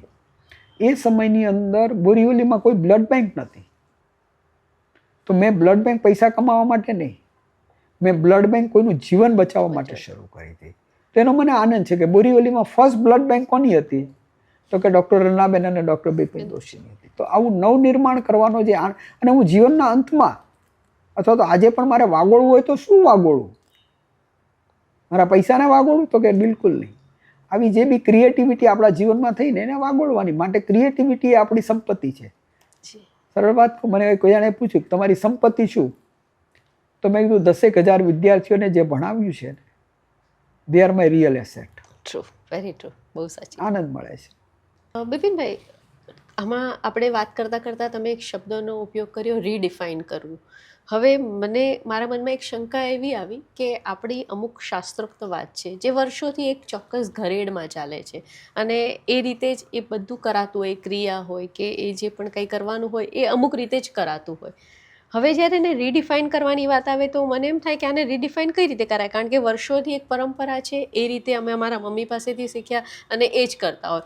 એ કરતાં કરતાં મને એમ લાગે છે મારા મમ્મી ઓર વધારે વૃદ્ધ થતા ગયા. પણ તો એમાં કશું નવું કરાય ખરું? અને કરાય તો કઈ રીતે કરાય? કારણ કે એ યોગ્ય ગણાશે કે નહીં એ શંકા આવે છે બિપિનભાઈ. હવે તો સેજલબેન સમજવાનો વિચાર કરો કે ઋષભદેવે વાત કરીને એ 80-80 અને કૃષિની વાત કરી. બરાબર છે. બરાબર છે જી. મહાવીર ભગવાનના જીવનમાં ક્યાંય 80-80 કૃષિ તમે વાંચ્યું છે? એ સમયમાં ના, સમય બદલાયો, સમય બદલાયો માટે તમે સ્વીકારી લીધું જી કે એ જે વાત કરેલી એ વાત મહાવીર ભગવાનને કરવાની જરૂર નથી. બરાબર. તો ભગવાન મહાવીરે 2500 વર્ષ પહેલા જે વાત કરી એ સમય પ્રમાણે ફેરફાર ન થાય એવું કેમ માનીએ છીએ આપણે? એમ જ એમ માનીએ છીએ કે ભગવાને કહી એ જ વાત સાચી અથવા તો એ જ પ્રમાણે કરાય. આખી જે વાત છે ને આપણી, જે આપણને સંસ્કારો આપવામાં આવ્યા છે ને એ શ્રમણ માટેના છે, ખાસ કરીને શ્રાવક માટેના નથી. શ્રાવક ધર્મ અને શ્રમણ ધર્મમાં બહુ ફરક છે. એક ઉદાહરણ લઈએ આપણે. આમ તો બધી જ ધાર્મિક ક્રિયાઓને રીડિફાઇન કરવી જોઈએ, પછી એ હિન્દુ ધર્મ હોય કે અન્ય ધર્મ હોય. પણ એ ધર્મ વિશે કહેવાનો મારો અધિકાર નથી એટલે હું નહીં કહું. પણ ડેફિનેટલી જૈન ધર્મની જે પણ ક્રિયાઓ છે એને રીડિફાઇન નહીં કરો તો તમારી નવી પેઢી તમારી જોડે જોડાશે નહીં. પણ એ યોગ્ય છે? મારો પ્રશ્ન ફરી બરાબર છે, યોગ્ય જ છે. ઓકે. તમારી જોડે ન જોડાય પણ તમારે એને જો તમારે જૈન ધર્મ ટકાવી રાખવો છે કે જૈન ધર્મનો વિચાર ટકાવી રાખવો છે, આ બહુ મોટી વાત છે. આપણે ધર્મ ટકાવવાની વાત કરી છે, ધાર્મિક ક્રિયાઓને ટકાવવાની વાત કરી છે, પણ એની પાછળનું જે એસેન્સ છે ને એ ટકાવવાની વાત જ નથી કરતા. એક એક્ઝામ્પલ આપું કે મને એક બાળકે આવીને કહ્યું કે સાહેબ મને તો પ્રતિક્રમણમાં કંઈ સમજાતું નથી. બિલકુલ. હું તો કે મારા મમ્મી પપ્પા કે અથવા તો ફલાણાએ કીધું એટલે જઈને 1 કલાક કે 1.5 કલાક જે બી સંવત્સરી પ્રતિક્રમણ કરવા જાઉં છું, સાચું કહું તો મને એ બોલે છે કાંઈ સમજાતું નથી. પ્રતિક્રમણ છે ને એક it's a process of confession. અને કન્ફેશન કંઈ ફક્ત જૈન ધર્મનો ઇજારો નથી, દરેક ધર્મની અંદર કન્ફેશન છે. બરાબર છે. પખકા કરીને બુદ્ધ ધર્મની અંદર છે. ટિપિકલ વર્ડ કન્ફેશન એ તો ક્રિશ્ચિયાનિટીનો શબ્દ છે. નમાઝની અંદર પણ કન્ફેશન છે. કન્ફેશન બધે છે. કોઈ ધર્મમાં કન્ફેશન ન હોય એવું ન બનાવે. તમારે છે ને બ્રોડલી એને સમજાવવું જોઈએ કે why are I doing confession અને what is the importance of confession. આપણે છે ને કોમ્પ્યુટરમાં ફોર્મેટ નહીં કરીએ કે આગળનું બધું કાઢીને તો નવું વ્યવસ્થિત રીતે એમાં મૂકી શકીએ. Confession is a process by which you format your brain. આગળનો જે કંઈ કચરો છે ને આપણે જેને કહીએ ને ફોલ્ટ આપણા મગજની અંદર હોય, આપણી અંદરમાં ગિલ્ટ હોય, આપણી અંદરમાં કોઈ ક્રોધ હોય, આપણી અંદરમાં કોઈ પ્રકારની કશાયો હોય, એને છે ને રીફોર્મેટિંગ કરવાના છે. એટલે પ્રતિક્રમણ એક પ્રોસેસ છે by which you do this. તો મેં એને કહ્યું કે જરૂરી નથી કે તારે આટલું લાંબુ પ્રતિક્રમણ કરવું. હવે મને હું પરંપરામાંથી બહાર નીકળી ગયો, લોકોને ગમે પણ નહીં, પણ મેં એને ખાલી એટલું જ કહ્યું કે સૂતી વખતે, સાંજે સૂતી વખતે એક 5 મિનિટ માટે આખા દિવસમાં તારાથી શું થયું સારું અને શું થયું ખરાબ એનો વિચાર કર. અને જે ખરાબ તારાથી થયું એની તું પ્રભુ પાસે માફી માંગી લે, તારા આત્મા પાસે માફી માંગી લે, અને બીજે દિવસે હું આવું નહીં કરું એ ભાવ પ્રગટ કર. તો આ સાચું પ્રતિક્રમણ થઈ ગયું કહેવાય. અને આને એક સમયનું પ્રતિક્રમણ કહેવાય. સામાયિક શું છે? 48 મિનિટ બેસીને જાતના વિચારો કરવા અને પછી ક્રિયાઓ કરવી એ સામાયિક નથી. સામાયિક એટલે એવી પ્રેક્ટિસ કે જે તારો ક્ષમતા ભાવ પ્રગટ થાય. સામાયિક કર્યા પછી ક્ષમતા ભાવ જો પ્રગટ ન થયો તો એ સામાયિક કરી ન કહેવાય. તો ક્ષમતા ભાવની કેળવણી કેવી રીતે આવે? આ સામાયિકથી આવે. પણ તમારે એને શીખવવું પડે કે જીવનની અનેક પ્રતિકૂળ પરિસ્થિતિઓ આવશે, અનેક પ્રતિકૂળ વ્યક્તિઓ આવશે, અનેક પ્રતિકૂળ એવી ઘટનાઓ બનશે, ત્યારે તારે ક્ષમતા ભાવ રાખવાનો છે. આવેલી પળ વીતી જશે, એ પણ જતી રહેવાની છે, એવું મનની અંદર સ્પષ્ટ રાખવાનું. સામાયિક એ કોઈ 48 મિનિટ માટે કરવાની વસ્તુ નથી. એ 48 મિનિટ તો પ્રેક્ટિસ છે, પણ પછી આખો દિવસ તમારે સામાયિકમાં રહેવાનું છે ને, એ કેળવણી આપણને અપાતી નથી. પૂજાની વાત કરીએ તો મને કોઈ એમ કે તમે પૂજા કરવા જાઓ છો? તો સાચું કહું તો હું એક સ્થાનકવાસી પરંપરાથી આવું છું, એટલે નાનપણથી પૂજાની કોઈ ટેવ નથી. પણ આજે પણ હું મારા ધર્મપત્ની દેરાવાસી છે, હું દેરાસરમાં જાઉં છું, ભગવાનને પગે લાગું છું. પૂજા નથી કરતો હકીકતમાં, એટલે એ પગે લાગું છું પણ એની સામે બેસીને. પણ તો મને કોઈ એમ પૂછે કે તમે શાના માટે ભગવાનને પગે લાગો છો?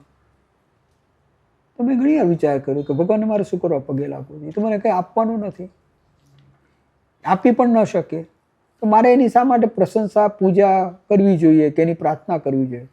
ત્યારે મનમાં મને એક વાત આવી કે પૂજા કરવાની જે પદ્ધતિ છે, કે તો પૂજા કરવાની છે ને, ત્યારે એક અહોભાવ, એક ભાવ જોડે જવાનો. અરે યાર તું સી ગ્રેટ, હા તું તો કેટલો ગ્રેટ છે, મારે તારા જેવું થવું છે. પૂજાનો ભાવ આ હોવો છે. આપણે પૂજાનો ભાવ હું બહુ દુઃખી છું, હું બહુ આવો છું, હું બહુ પાપી છું, આવા ભાવ જોડે ક્યારેય પૂજા કરવી જ નહીં. પૂજા જાઓ ત્યારે કે અરે યાર આટલો સરસ માણસ, અરે યાર તને કેટલા બધા દર્શન કરવા માટે આવે છે, હું બી તારા જેવો થાઈશ.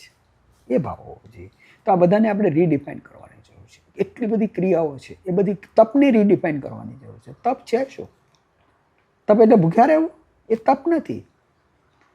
તપ એટલે પ્રતિકૂળ પરિસ્થિતિઓ અને તમારી જે આપણે જેને કહીને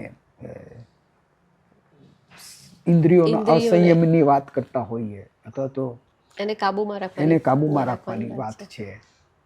વિષયની જે આપણી જે આપણને સ્વાદ અને રાગ, દરેક વસ્તુમાં જે છે, એટલે વિષય આનંદ કહીએ છીએ આપણે, એનાથી દૂર રહેવાની વાત છે, કે જેથી તું ખોટા આનંદમાં ન પડી જાય. આ છે ને વિષય આનંદની જ્યારે વાત કરીએ, આ આપણી ઇન્દ્રિયો છે ને, એ એડિક્શન છે એક પ્રકારનું.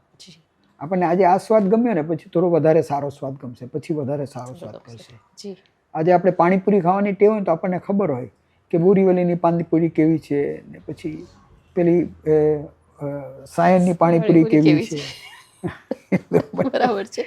આપણે પાણીપુરીની પણ વાત કરતા કે અહીંયા સરસ પાણીપુરી મળે છે. તો કે આ એક એડિટિવ છે, એમાંથી તું દૂર રહે તો સારું. એટલે આપણને તપની વાત જે કરી છે ને, એ કંઈ ખાલી 1 મહિનો ભૂખ્યા રહેવાની વાત નથી. પંચેન્દ્રિય, 5 ઇન્દ્રિયોના સંયમની વાત કરી છે. તો આ રીતે બિપિનભાઈ અનિત્યને પણ રીડિફાઈન કરી આપો ને. એ જ કહું છું, અનિત્ય કાંઈ છે જ નહીં. ક્ષણક સિવાય અનિત્ય કાંઈ છે જ નહીં. બધું જ નિત્ય છે. બધાનો આનંદ આપણે માણવો છે, બધાની મજા માણવી છે, સ્વકલ્યાણ પરકલ્યાણને સાથે રાખીને જીવન જીવવું છે. અનિત્યતા છે જ નહીં. આપણે અહીંયા જ રહેવાના છીએ. તમે આવું કહેશો ને બિપિનભાઈ તો મોહ નહીં તૂટે. હા સાચે કહું મારે ક્યાં તોડવો જ છે? તમારે તોડવો નથી, બરાબર છે, પણ એ મોહ આપણને આંધળા કરી મૂકશે. ના ના ના ના, વાત જ ખોટી છે. આ મોહ તોડવાની વાત જ ખોટી. હું તો જિંદગી સુધી મારી વ્યક્તિઓને પ્રેમ કરતો રહીશ, પાક્કી વાત છે, જીવનની છેલ્લી ક્ષણ સુધી. પણ એ પ્રેમને રાઈટ ડાયરેક્શન કઈ રીતે આપશો? નિસ્વાર્થ પ્રેમ. નિસ્વાર્થતા લાવશો કેવી રીતે? હોય જ. પ્રેમનો અર્થ જ નિસ્વાર્થતા છે. પ્રેમમાં કોઈ સ્વાર્થ હોય? આ પ્રેમની ડેફિનેશન જ આપણે ખોટી કરી નાખી. હું કોઈ વ્યક્તિને ગમતો હોય તો, અથવા તો મને કોઈ વ્યક્તિ ગમતી હોય તો એમાં સ્વાર્થ હોય તો એ પ્રેમ જ નથી. તો આકર્ષણ કહેવાય, અથવા તો લોલુપતા કહેવાય. એ પ્રેમ ક્યાં છે? હું તો પ્રેમની વાત કરી રહ્યો છું, સ્નેહની વાત કરી રહ્યો છું, વાત્સલ્યની વાત કરી રહ્યો છું. એમાં ક્યાં સ્વાર્થ આવે? સાચી વાત છે. એટલે માન્યતાઓ જ ખોટી છે. બહુ સાચી વાત છે તમારી. વાત તો એક વિચાર તરફ પ્રેરે છે કે આપણે આ નવી રીતે આખી વાતને વિચારવી જોઈએ, નવી રીતે રીડિફાઈન કરવી જોઈએ, અને જે પરંપરાગત સંસ્કારોનું જે સત્વ છે, જો હું યોગ્ય રીતે સમજી હોઉં તો મને કે, અને ખોટું કહેતી હોય તો રોકજો બિપિનભાઈ, કે જે પરંપરાગત જે પણ સંસ્કારો કે વિધિઓ છે, એનું જે સત્વ છે, એ સત્વને આપણે આગળ લઈ જવાનું છે. બિલકુલ. સત્વને તો છોડવાનું નથી. સત્વને ક્યારેય છોડવાની વાત હું વિચારતો જ નથી, પણ જે ખોટી રીતે આપણા મનમાં ઘુસાડેલી વાતો છે ને, જી કે જેનાથી આપણે કોન્ફ્લિક્ટ થાય છે ઉલટાનો, જી જે શક્ય નથી અને જે સાચી રીતે જોવું જોઈએ. મને એમ કહો કે કૃષ્ણને મોહ હતો કે નહીં? હતો ને. તો પછી કૃષ્ણ જ્યારે સ્થિતપ્રજ્ઞ થાય છે એનો અર્થ શું છે? કે પરિવર્તનને સ્વીકારી સ્વીકારે છે. અને જે વસ્તુ જેમ છે તેમ એને સ્વીકારી લેવી એ સ્થિતપ્રજ્ઞતા છે. એટલે મોહ આ છે ને, આ બધું આપણને છે ને ખોટા રસ્તે દોરવાની વાત છે. આવું નહીં દોરાવવું. ધર્મને બરાબર સમજવો હોય તો આનંદ પામો, બીજા માટે પરકલ્યાણના કામો કરો. આ બધા તાણાવાણા અને પાછું એવું મજા એ છે કે જે લોકો આપણને મોહ છોડવાની વાત કરે છે ને એનામાં કેટલો મોહ છે એ મેં અંગત રીતે અનુભવ્યું છે ને જોયું છે. બિપિનભાઈ, તમે એકવાર એક સભામાં વાત કરી હતી રાજાની વીંટીની. મારી ઈચ્છા છે કે તમે આજે પ્રેરણા સામાયિકમાં પણ એ વાત કરો ને. એક રાજાએ વીંટી પહેરી હતી ને સમય આ પળ પણ વીતી અમે જાય. હમણાં જ વાત કરીએ, એ વાત આપણે કરો ને તમે. હમણાં જ કરી, આપણે ઓલરેડી નથી કરી કરેલી એ છે. વાત હા, બાકી ઓકે. છે. એક રાજા હતો હા. અને એને બહુ શોખીન હતો વીંટીઓ પહેરવાનો. એટલે બહુ જ એક સારો ઝવેરી હોય છે, એની પાસે ઘણી બધી વીંટીઓ લઈને આવે છે, જાત જાતની વીંટીઓ, હીરાજડિત વીંટીઓ ને માણેક ને અદ્ભુત. એના પેલા એને એમાં કોકમાં સ્લોગન બી લખેલા કે જેમાં લખ્યું હતું પ્રેમ છે, સ્નેહ છે, બરાબર. ઈશ્વર, ભગવાન, એવા બધા જાત જાતના સ્લોગન લખેલા અને કોઈ જીવનની વાતો પણ લખેલી. એમાં એક વીંટીની અંદર એવું લખેલું કે આ પળ પણ વીતી જશે. આ પળ પણ વીતી જશે. ઓકે. હવે પેલા પ્રધાન બહુ વિચક્ષણ માણસ હતો અને રાજા હંમેશા પ્રધાનને એક જેને કહીએ ને કે માન આપતા હતા કે મારે આમાંથી કઈ વીંટી લેવી, પણ કે મારે એક જ વીંટી લેવી છે, નિયમ એક જ હતો. એટલે પ્રધાન ઘણી બધી વીંટીઓ જોવે છે અને પછી કંઈ નહીં, એને જે યોગ્ય લાગ્યું એમાંથી એને એક વીંટી પસંદગી કરે છે. હવે જે આ વીંટી જે છે ને એમાં લખેલું આ પળ પણ વીતી જશે. મારા પેલા રાજાને એમ થયું કે આ શું આવી વીંટી શોધે છે, અથવા તો આવી સિટીની મને શું જરૂર છે અને આ પળ વીતી જશે. એટલે એના મગજમાં તો કંઈ બેઠું નહીં, પણ સ્વાભાવિક છે, રાજા હતા પણ પ્રધાનનું માનતા હતા. એને એક જ્ઞાની પુરુષ તરીકે એને પ્રસ્થાપિત કરેલા અને બહુ વિચક્ષણ વ્યક્તિ છે એવી રીતે એમને માનતા હતા. એટલે કીધું સારું, આ લઈ લઈશ. અને પછી રાજા એ વીંટી પહેરતા હતા, કારણ કે પ્રધાને કહ્યું કે આ વીંટી ત્યારે બીજી ગમે તેટલી વીંટી પહેરો, આ વીંટી તમારે નહીં કાઢવાની. અચ્છા. હવે થાય છે એવું, થોડા સમય પછી બીજા રાજાઓ એના ઉપર હુમલો કરે છે અને એનું રાજ્ય એ ગુમાવે છે. હવે સ્વાભાવિક છે તો ભાગતો ફરે છે, પોતાનો જીવ બચાવીને જંગલમાં જતો રહે છે અને જંગલમાં ખૂબ જેને કહીએ કે પ્રતિકૂળ પરિસ્થિતિમાં એવી ક્ષણો આવે છે, છુપતા છુપતા ફરવું પડે, કોઈ એને પકડી ન પાડે, કોઈ એને ઓળખી ન પાડે, પણ એને છે ને પેલી એક વીંટી પહેરેલી રાખેલી કે આ ક્ષણ પણ વીતી જશે. જ્યારે જ્યારે એ વીંટીને વાંચે ત્યારે એમને વિચાર આવે કે ના, આ મારી પ્રતિકૂળ પરિસ્થિતિઓ છે ને એ પણ ક્યારેક તો વીતી જવાની છે. એ વીંટીએ એને મનોબળ આપ્યું, એ વીંટીએ એને વિશ્વાસ આપ્યો, એ વીંટીઓને કારણે એનામાં આશા પ્રગટ થઈ અને ફરીવાર ઊભા થવાની જે એની તાકાત હતી એ ફરીવાર ભેગી કરે છે, ફરીવાર લોકોને ભેગા કરે છે, ફરીવાર એનું સૈન્ય બનાવે છે, ફરીવાર એ મજબૂત થાય છે અને ફરીવાર પોતાનું રાજ્ય પાછું મેળવે છે. પણ એ એક વાત બહુ મજાની છે, રાજ્ય પાછું મળ્યું, એને બહુ ગમ્યું કે આ વીંટીએ મને ખૂબ આપ્યું, આ પળ તો વીતી જશે. મારા જીવનમાં સૌથી મોટામાં મોટી વાત અથવા તો મોટામાં મોટી પ્રેરણા રહી હોય તો આ વીંટીની પ્રેરણા છે અને એનું કારણ મારા પ્રધાન છે.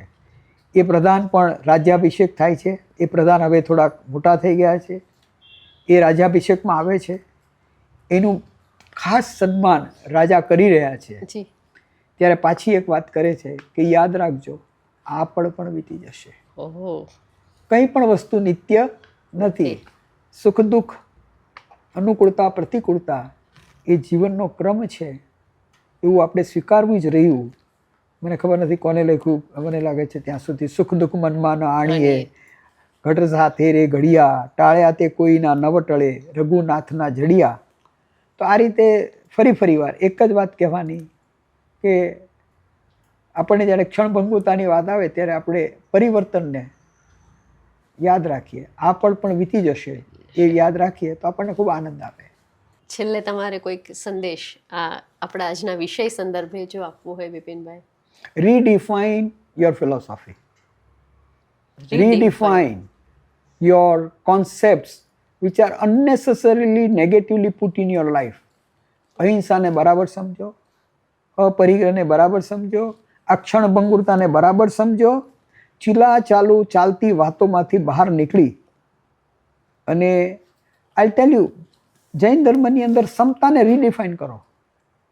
ઓકે. જૈન ધર્મની અંદર પ્રતિક્રમણને રીડિફાઇન કરો. જૈન ધર્મની અંદર સામાયિકને રીડિફાઇન કરો. અને એ જ રીતે દરેક ધર્મની જે પણ ક્રિયાઓ અને જે પણ એના કોન્સેપ્ટ છે, જેને આપણે principles and practices of religion કહીએ છીએ, એને રીડિફાઇન કરવાનો સમય આવી ગયો છે.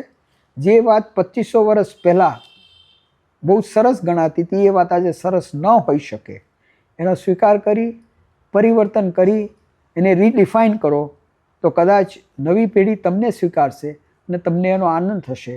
નવી પેઢીને તમે જૂની વાતોની ઘરેડમાં બેસાડવાનો આપણે જે પ્રયત્ન કરી રહ્યા છીએ અને પછી આપણે કે આજની પેઢી તો આવી જ છે અને આજની પેઢી તેવી જ છે, આ બધી વાતોથી કંઈ ભોળવાનું નથી. કંઈક કરવું હોય તો પરિવર્તનનો સ્વીકાર કરી redefine your own concept of everything. જીવન શું છે ને એ બી તમારે રીડિફાઇન કરવું પડશે અને મૃત્યુ શું છે એને બી રીડિફાઇન કરવું પડશે અને ક્ષણભંગુરતાને પણ રીડિફાઇન કરો. 2500 વર્ષથી ચાલતી ક્ષણભંગુરતાની વાતને જો રીડિફાઇન નહીં કરીએ તો ક્ષણભંગુરતા આનંદ નહીં લાવે, નિરાશા લાવશે. બહુ સરસ બિપિનભાઈ, ખરેખર આજે તમે એક બહુ જ જુદા દ્રષ્ટિકોણથી અને જુદા પરિપ્રેક્ષ્યથી વાત કરી છે. મા સ્વામીની પ્રેરણા સામાયિકના તંત્રી અજયભાઈ શેઠ વતી હું આપનો ખૂબ આભાર માનું છું કે આપણા આજના વાચકો, આપણા જે સાંભળનારા છે એને ડૉક્ટર બિપિન દોશી હંમેશા નવું આપતા રહ્યા છે અને આજે ફરીથી એક નવી વસ્તુ અમને મળી છે. થેન્ક યુ સો મચ બિપિનભાઈ. સેજલબેન, તમારો પણ આભાર માનું છું. અજયભાઈનો અને બીનાબેનનો પણ આભાર માનું છું કે આવું સરસ કાર્ય કરી રહ્યા છો. આના માટેની એક વ્યવસ્થા ઊભી કરવી એ પણ એક નવો વિચાર છે, નવી વાત છે. અમારા જેવાની વાત લોકો સુધી પહોંચાડવા માટે આ એક માધ્યમ છે અને કદાચ યુટ્યુબમાં મારી ઘણી બધી વાતો આવતી હશે, પણ આ રીલ અથવા તો આ વાત જ્યારે ચડશે ત્યારે મને આનંદ થશે. એટલું જ નહીં, લોકો એમાંથી ઘણું બધું મેળવશે. તો આ વ્યવસ્થાના નિમિત્ત માત્ર, હજી પણ હું નિમિત્ત માત્ર શબ્દ વાપરું છું. અજયભાઈ શેઠને, બીનાબેનને મારા ખૂબ ખૂબ અભિનંદન છે, ધન્યવાદ છે. અને સાચું કહું તો એમના જીવનનું જે પરિવર્તન આવ્યું છે, હંમેશા એ મને વાત કરે છે, એ મા સ્વામીની પ્રેરણાથી ઘમંડી અજય આટલો કોમળ કેમ થઈ ગયો એવી એ જ્યારે મને વાત કરે છે ત્યારે ખરેખર મા સ્વામીની જે પ્રેરણા છે એને આપણે વંદન કરીએ. અને મજા આવી, આનંદ આવ્યો. કોઈ પણ પ્રકારના ભાર વગર સરળતાથી તમારી જોડે વાર્તાલાપ થયો એનો ખૂબ આનંદ છે. ખૂબ ખૂબ ધન્યવાદ. આભાર.